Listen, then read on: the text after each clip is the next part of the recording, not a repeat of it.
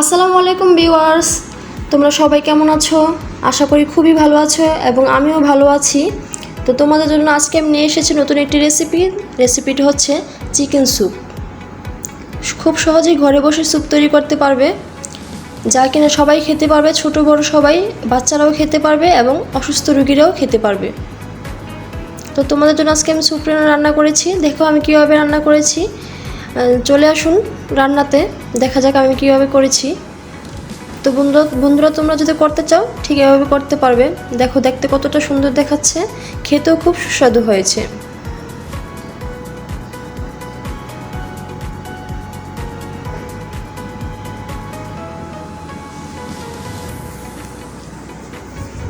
খুব কম সময়ে এটি ঘরে বসে তৈরি করতে পারবে, কোনো ঝামেলা ছাড়াই। তো দেখো আমি একটি পাত্রে 3 পিস মুরগির মাংস দিয়েছি এবং হাফ টেবিল চামচের চেয়েও কম রসুন বাটা দিয়েছি এবং অল্প পরিমাণে লবণ দিয়েছি। দিয়ে এখন পর্যাপ্ত পরিমাণ পানি দিয়ে আমি এটা সিদ্ধ বসিয়ে দিব।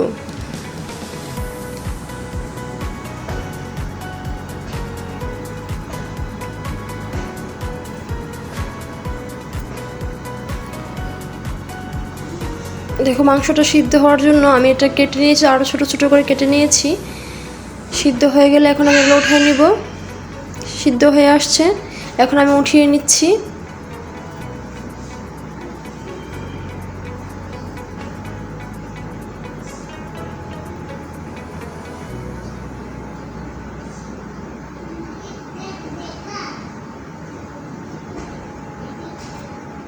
এখন এই পাত্রে আমি পানি দিয়ে দিব। মুরগির মাংস সিদ্ধ করার পানিগুলো ফেলবো না, কারণ পানিগুলোতে মাংসের পুষ্টিটা আছে। দেখো আমি এখানে চিকেন স্যুপ নিয়েছি, তো 1 পাতা চিকেন স্যুপ দিয়ে দিব।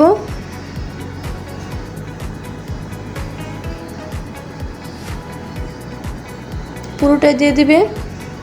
আমি এখানে পুরোটাই নিয়ে নিচ্ছি।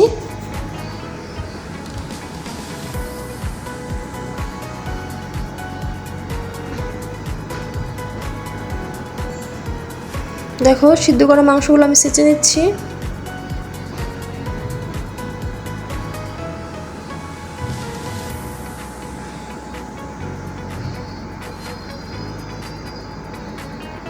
ছেঁচে মিক্স করে নিব, যাতে খেতে খুব ভালো লাগে, গলা না আটকিয়ে যায়, এবং অবশ্যই তোমার মাংসগুলো হাড় ছাড়া নেবে। দেখো কত সুন্দর মিক্স হয়েছে। এখন আমি নিয়ে নিব 2টা ডিম এবং ডিমগুলো খুব ভালোভাবে ফেটে নিব। নেড়েচেড়ে খুব ভালোভাবে ফেটে নিতে হবে। ডিমগুলো যদি ভালোভাবে ফেটানো না হয় তাহলে দলা পেকে যাবে। দেখো স্যুপটা বলক আসছে, এর মধ্যে আমি দিয়ে দিচ্ছি মাংসগুলো।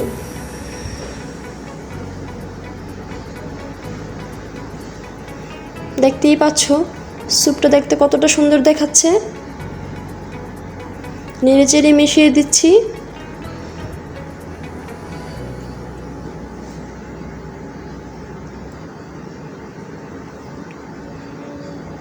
পরিমাণ মতো আর একটু লবণ দিয়ে দিলাম। এখন দিয়ে দিব ফেটানো ডিমগুলো। ডিমটা একসাথে দিবে না, অবশ্যই অল্প একটু ঢালবে, তারপর নাড়বে। এভাবে করে ঢালবে আর নাড়বে, এভাবে করে দিতে থাকবে। তো বন্ধুরা, আমার ভিডিওটি যদি তোমাদের ভালো লেগে থাকে তাহলে অবশ্যই আমাকে সাবস্ক্রাইব করো এবং বেশি বেশি করে লাইক, কমেন্টস এন্ড শেয়ার করো। বেল বাটনটি ক্লিক করে রাখো, পরবর্তী নোটিফিকেশনটা যাতে তুমি আগে পাওয়ার জন্য অবশ্যই বেল বাটন ক্লিক করো এবং আমার পাশেই থাকো। তো দেখো আমি কতটা সুন্দর করে ডিমগুলো মিশিয়ে নিচ্ছিলাম।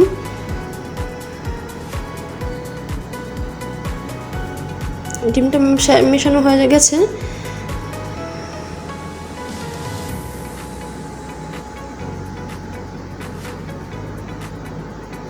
ভালোভাবে ফেটে নিবে, তাহলে জমাট বাঁধবে না।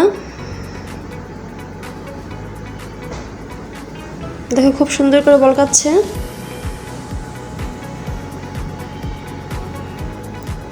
কতটা সুস্বাদু হবে দেখলেই কিন্তু বোঝা যাচ্ছে। দেখো বন্ধুরা, স্যুপটা কিন্তু হয়ে আসছে, অনেক সুন্দর হয়েছে এবং খেতেও সুস্বাদু লাগছে।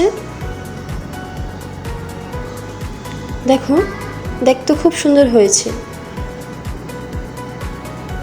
তোমরা যদি এভাবে স্যুপ তৈরি করো বাসায় বসে কোনো ধরনের ঝামেলা ছাড়া, তাহলে তোমরাও করতে পারবে এবং খেতে পারবে। যে কোনো ছোটো বড়ো সবাই খেতে পারবে, অসুস্থ রোগীদের জন্য এটা প্রযোজ্য। তো বন্ধুরা, ভালো থাকো, সুস্থ থাকো। পরবর্তী ভিডিও দেখা পর্যন্ত আমার পাশেই থাকো। তো বন্ধুরা, আল্লাহ হাফেজ।